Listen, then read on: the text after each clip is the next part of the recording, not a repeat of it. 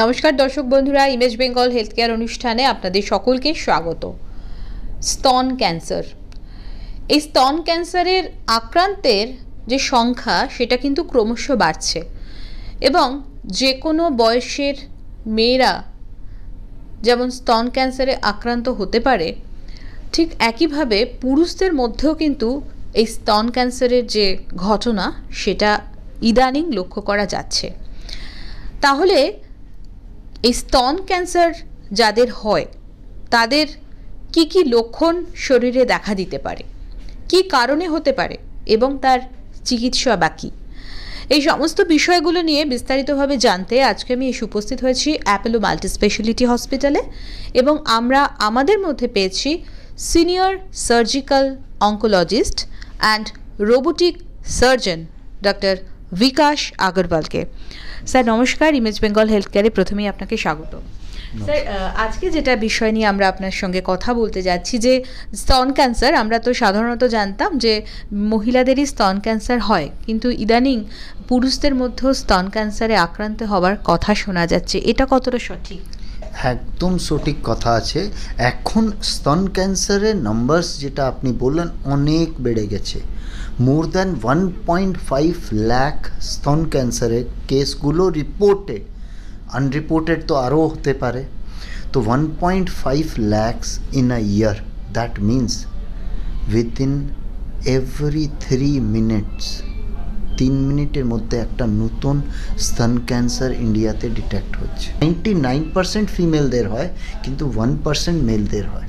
পুরুষ এবং মহিলা নির্বিশেষে একজনের মধ্যে স্তন ক্যান্সার হলে কি কি লক্ষণ তারা দেখতে পান তার শরীরে?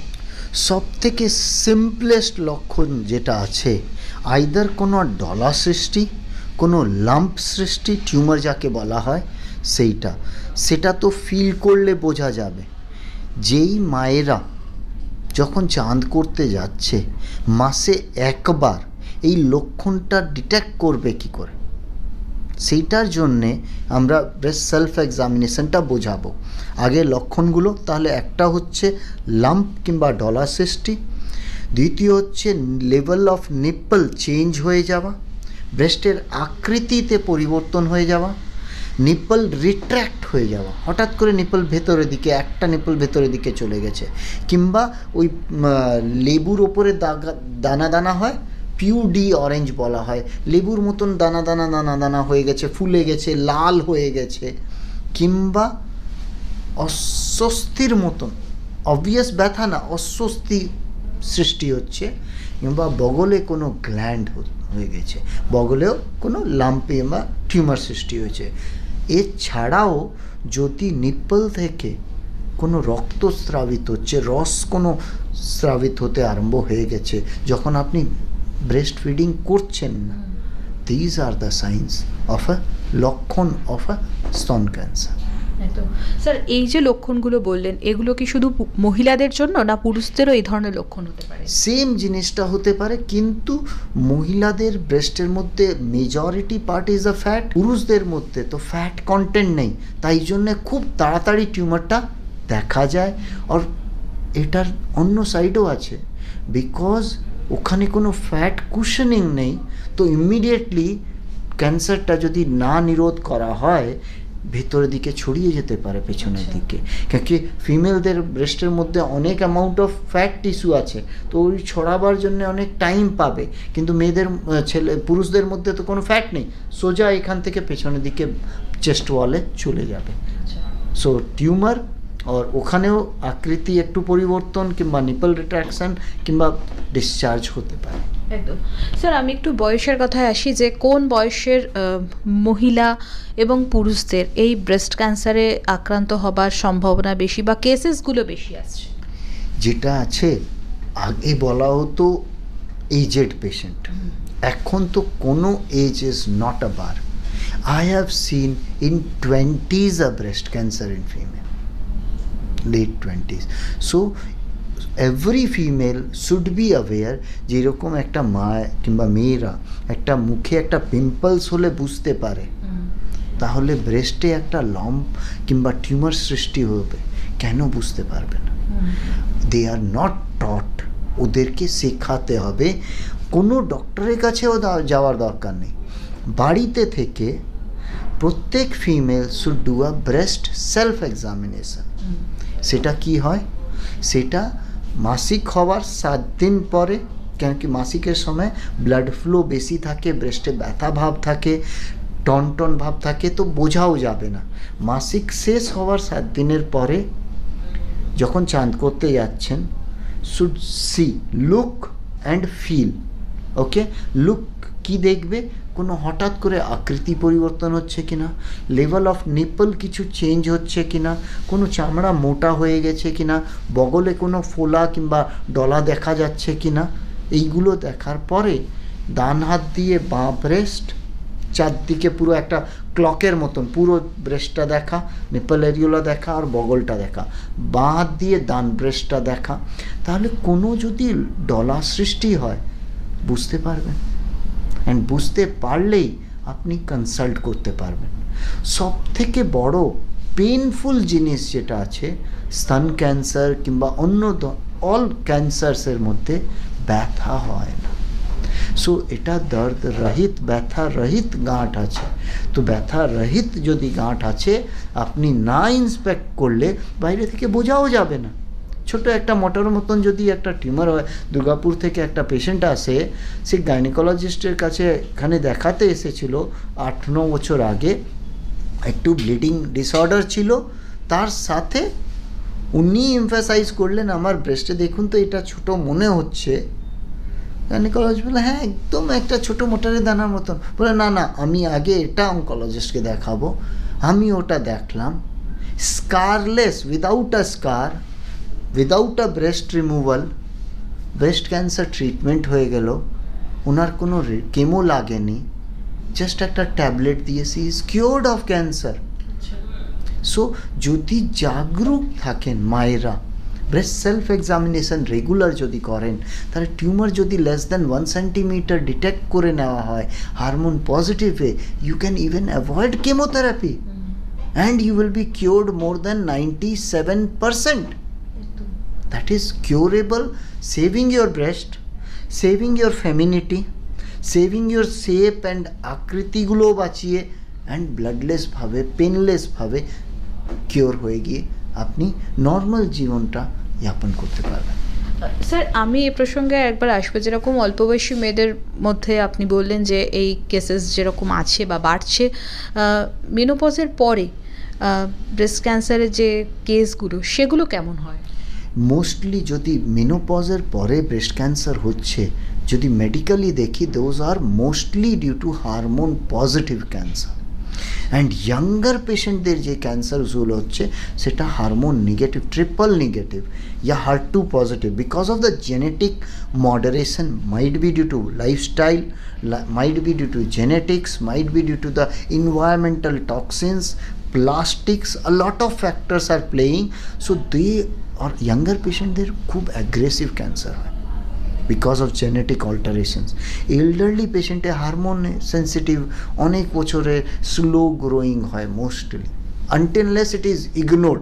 6 মাস, 1 বছর, 2 বছর পর্যন্ত ফেলে রাখলে তখন তো ছড়িয়েই যাবে। সো এটাই difference in a younger patient, numbers are rising and they are more aggressive. So you need a more aggressive treatment in a younger patient.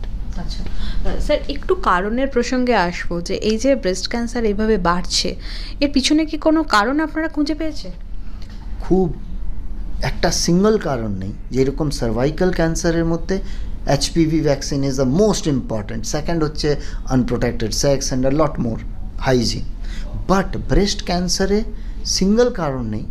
যদি আপনি দেখেন, they are associated reasons. First is obesity, because obesity leads to hormone production, which leads to more exposure of hormones and conversion of breast ductal tissue into cancer. তার ছাড়া genetics plays a very less role, 5 to 10% are genetic, rest are acquired. Lack of breastfeeding, because we are westernizing, মায়েরাও কাজ করে, that is very important, কিন্তু একটা বাচ্চা মেয়ে 26-27 বছরে যদি গর্ভধারণ করে, মা হয়, ভার্সেস 32 ইয়ার্সের পরে হয়, risk of breast cancer double হয়ে যায়। 27 বছরের মধ্যে একটা মহিলার মেয়ের এডুকেশনও হতে পারে, পোস্ট গ্র্যাজুয়েশনও হয়ে যেতে পারে, ইভেন ওয়ার্ক এক্সপিরিয়েন্সও হয়ে যেতে পারে, and in today's world maternity leave is also granted. So you get both the world. You get motherhood or parenthood. You are giving life to another life, and you are saving yourself by breastfeeding. Breastfeeding is an immunity for the kid and for the mother also. এছাড়া lack of exercise, alcohol and lifestyle changes. Apart from it, plastic also plays a huge role. Bisphenol A is a component from the plastic which leads to estrogen or a estrogen related chemical and leads to breast cancer. একেবারেই sir. তো sir আমরা একটু ট্রিটমেন্টের কথায় আসি। আমরা ভীষণভাবে আশা পেলাম বা মনে একটা আনন্দ পেলাম যখন আপনি একটা পেশেন্টের কথা বললেন যে তিনি তার ছোট্ট একটা ব্রেস্টের মধ্যে একটা লাম্প দেখেছিলেন এবং তিনি যখন ট্রিটমেন্ট করিয়ে নিয়েছিলেন, খুব একটা মেডিসিনের মাধ্যমে তার এই ব্রেস্ট ক্যান্সারের চিকিৎসা হয়ে গেছিল, সার্জারি হয়ে যাওয়ার পরে। তো ডেফিনেটলি আমি এইরকম সচেতনতার জায়গা থেকেই প্রশ্নটা আপনাকে করব যে এইভাবে কোন কোন পর্যায়ে আপনারা ব্রেস্ট ক্যান্সারের চিকিৎসা করে থাকেন, এবং ডেফিনেটলি আপনি একটা কথা বললেন যে অনেক মহিলা আছে তাদের একটা সাইকোলজিক্যাল প্রবলেম হয় যখন সেটা খুব ছড়িয়ে যায়, যখন পুরো ব্রেস্টটা বাদ দিতে হয়, তো সেটাও একটা খুব মানসিক কষ্টের জায়গা।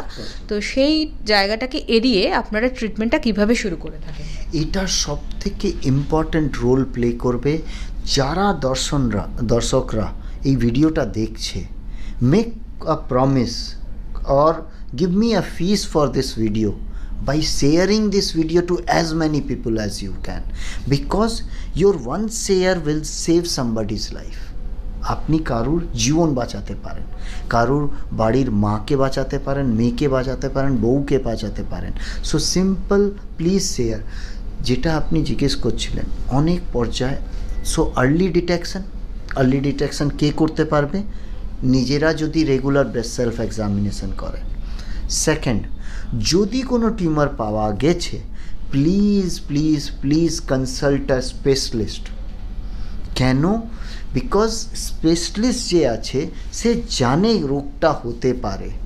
He will examine and provide some test so that সঠিক ডায়াগনোসিস হয়ে গেলে সঠিক চিকিৎসা অ্যান্ড সঠিক লাইফ পেয়ে যাবেন। যদি ডিলে হয়ে যায়, একটা টিউমার, ব্যথা নেই, ছেড়ে দিন, কোনো চিন্তা করার নেই, বন্ধুবান্ধবকেও জিজ্ঞেস করলাম, those who are not expert, or local কোনো এইরকম লোকদেরকে জিজ্ঞেস করলাম which are not expert in breast cancer. Because আমি নিজের বলছি, এই জাস্ট 9 মাস হয়েছে, একটা 31 বছরের মহিলা স্তনপান করছে, বাচ্চাকে দুধ খাওয়াচ্ছে, একটা লাম্প, যেটা ইউএসজিতেও বলে দিল কি কোয়ারি মিল্ক লাম্প আছে। She came to me with some source and I said, you have to do it. And I had a suspicion, just a suspicion, because one that is said that is a milk lump. We did a wide local excision. টিউমারটা just বের করিনি, আমরা যখন cancer বের করি তখন চারদিকে margin নিয়ে বের করি। আমি ওই মার্জিন নিয়ে বের করেছিলাম, that came out to be a cancer. Because margin নিয়ে ক্লিয়ার করেছিলাম, কেমোথেরাপি হলো, young patient as I told you, and radiation হয়ে গেল, সি ইজ কিওর্ড। কিন্তু যদি এটাই নেগলেক্ট করে দেওয়া হতো, 6 মাসের মধ্যে ছড়িয়ে যেত, স্টেজ 1 থেকে স্টেজ 2, 3 তবেও চিকিৎসা সম্ভব।